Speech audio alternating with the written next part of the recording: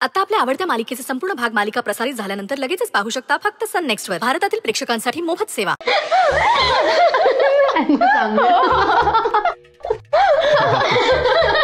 तो सकाळचा laughter club इकडे झाला वाटतं.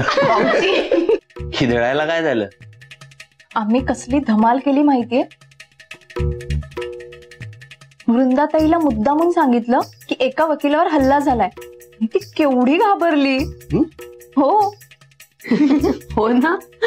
आणि वृंदाताईच्या मनात अजिंक्य सरांविषयी किती काळजी ना ते सुद्धा दिसलं. मी सांगते ना, तिला त्यांच्याविषयी नक्की काहीतरी वाटतंय. पण तिने हे बोलायला हवं.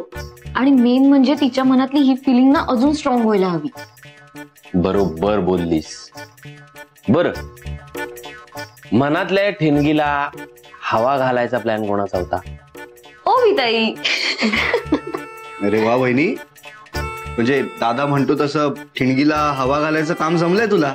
हो हो, ढवळ्या शेजारी पवळ्या बांधला, वाण नाही पण गुण लागला. ते काय, तुझ्या नवऱ्याला बैल म्हणाली. मुक्ता, सॉरी. बरं ठीक आहे, काही असो. आपल्या सगळ्यांची ही इच्छा पूर्ण व्हावी, बाकी काही नको. पण ही जशी आपली इच्छा आहे ना, तशी तुमच्या सासूची सुद्धा इच्छा आहे. हो, त्यांची पण हीच इच्छा आहे. अगं म्हणजे हे तर आहेच, पण त्यांची दुसरी एक इच्छा आहे. काय?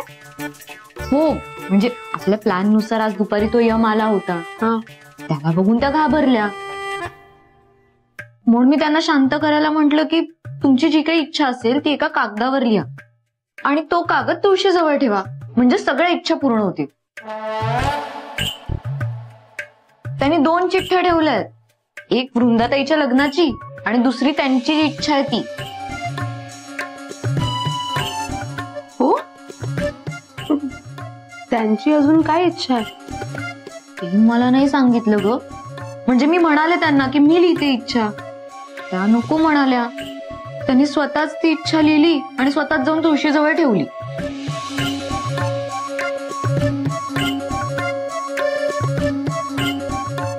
आकाश, काय रे, काय इच्छा असेल आईची?